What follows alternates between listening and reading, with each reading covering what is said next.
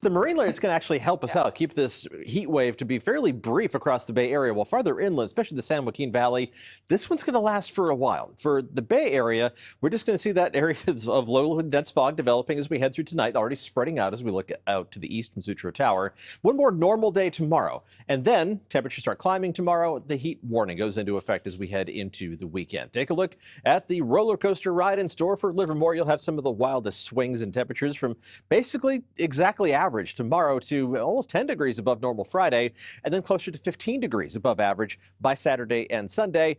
Then we back down the other side of the roller coaster, back to near or slightly below average temperatures as we head through next week, as that onshore breeze does push some not as hot air into the inland valleys of the Bay Area. But you go much farther inland, again, especially focusing on the Central Valley and then farther down to the south, the heat is going to continue for a while. Our hottest temperatures are going to be Saturday.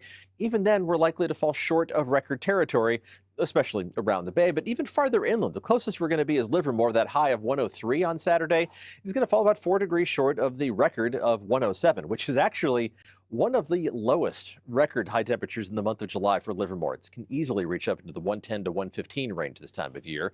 The building heat wave is also a pattern that tends to trap urban pollutants, specifically ground level ozone, which is something we want way up in the stratosphere to protect us from ultraviolet radiation.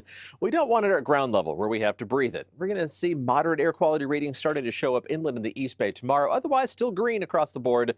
That changes to moderate for everybody by Friday, Saturday, and Sunday. Here's the other perspective of the fog looking to the west from Salesforce Tower. Temperatures today topped out. Well, here's a Bay Area range for you in July. 50s, 60s, 70s, 80s, and 90s. But even the hottest spots around 90 degrees in Concord, that's just 2 degrees above average.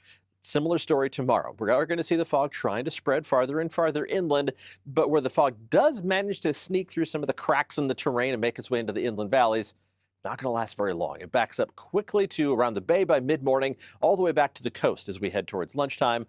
Along the coast, the sun is still going to be in pretty short supply tomorrow. For one more day, you will see more sunshine breaking through those clouds as we finish the work week on Friday.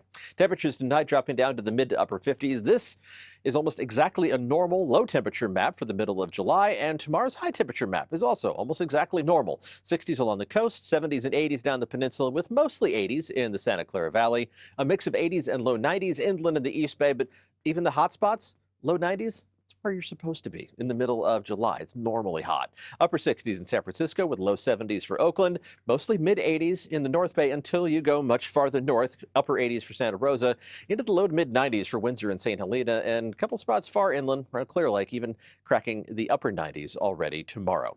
Temperatures more likely to climb as we head through Friday, Saturday, and Sunday, with that climb in San Francisco. It's more of a molehill than a mountain. Low 70s for highs in the city over the weekend. Should be beautiful, actually. Upper 70s to around 80 for Oakland. A two-day first alert stretch, Saturday and Sunday. That's when that excessive heat warning is in effect for all inland parts of the Bay Area. Just be cautious. Make sure you're staying hydrated. Find ways to beat the heat. Find some air conditioning. Check on those who may be a little more sensitive to any heat-related health issues. And then we back down to close to normal temperatures already next week.